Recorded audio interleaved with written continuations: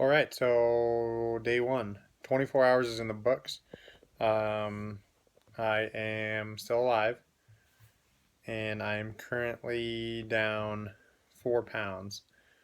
Other than that, the day was just kind of annoying. Not like it wasn't like brutal or impossible to deal with. I kind of set myself up for success in that like I didn't fill my day up to with too much. I coached the 5 classes I had scheduled, and then kind of just did some computer work. And a lot of people have been asking me about what I'm going to do about working out, and I'm not planning on doing any working out for these 5 days. Maybe some really, really light stuff if I get antsy, but for the most part, working out will be on hiatus. So, yeah, today wasn't too bad. It's odd. One observation I am finding that people seem disappointed to know that I'm not. I haven't killed anybody yet, so that's funny. Some other observations is that I can see it's. I've already personally demonstrated why these kind of things don't work for weight loss or for long term necessarily success. I'm not going to rule that out completely for everybody, but I would say that 99% of people aren't going to see the success or the results that they're going to want if they're considering this for like a weight loss solution. Case in point for me, I knew that I'd be doing this for the 5 days this week. So, of course, on Saturday and Sunday, I went hog wild and did things, I ate food that I wouldn't normally eat.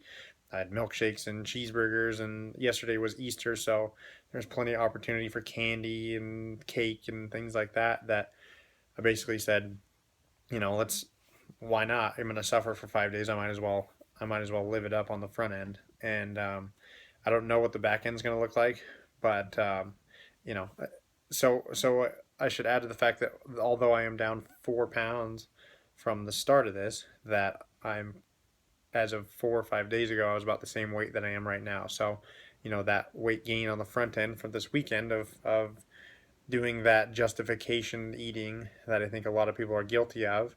Has I'm just now back to that, and I'm sure I'll lose more weight. But the point of it is that and then again on the back end, when I go back to normal, I'm going to put that stuff right back on. I would imagine. So yeah, this the other some other observations are that my brain just isn't working at 100%.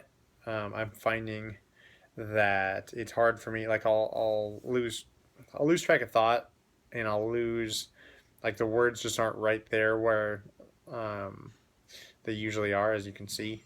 Maybe you can pick up on that already.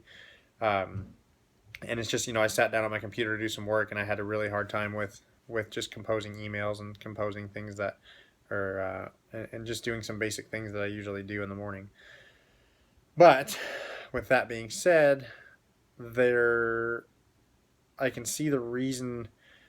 If you read the initial Facebook post that I posted or that I put up about this, I somebody asked me about just the tea, and I should first of all say that I misspoke, and it's not a tea. I'm not just living off of tea. I'm living off. This is the Master Cleanse.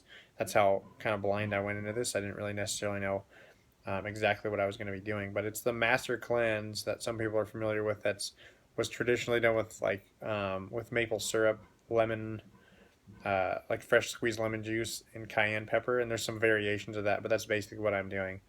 It's basically like a really rich sugar water, lemon juice, and cayenne pepper, um, and then possibly a tea and maybe a sea salt mix for a laxative if things are no longer regular.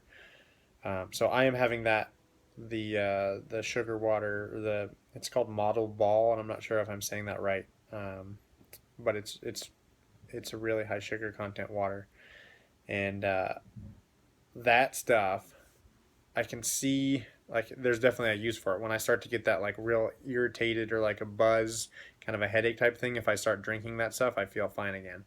And that's been a real interesting observation for me because I'm not really a sweet sugar or even like a carb fiend type of a person, but it gave me some insight into people that are, because that's the cycle that you're putting yourself on all the time. If you're a sugar fiend, you're gonna crash and you're gonna need sugar to get right back up, and you're gonna crash. You're gonna need sugar to get right back up, and it's I cannot imagine living that on a daily basis. So that has been very interesting. And but I can again like I can see why and how this stuff works. So if that stuff's helped me to stay ahead of the hunger and hangriness. If I keep drinking that stuff, it hasn't really bothered me that much. Um, the only things that are really annoying are just like habits where I like to I'll snack throughout the day. I have a pretty high protein requirement per day that I try and hit, and I can really only hit that if I snack throughout the day periodically. So I'll do hard boiled eggs, I'll do peanut butter, I'll do cottage cheese, um, and then I'll have my high protein meals around that. And that has been just the rituals and the enjoyment of food. And these aren't treats or anything like that. It's just the the rituals. Like I said, I already again. The rituals around food are missing, and I'm kind of annoyed by that. Like I walked in the house and there was hard boiled eggs on the counter, or peanut butter, or there was some other snack foods that were out, and I just almost grabbed some. Like I just had a habit. It wasn't that I was starving. It was just kind of like, oh yeah, no, let's have that, and that's been kind of annoying. What has been nice is I've had an extra hour and a half for lunch because I usually come home, make my own lunch, eat my own lunch, clean up after that. So I've saved myself about an hour there, and then same with dinner. I've got about an hour of free time in the evening, and then in the morning I can sleep in an extra half hour. So that's been kind of nice. But yeah, so far, interesting observations. It's been a learning. I've learned some things already, and we'll see what happens from here.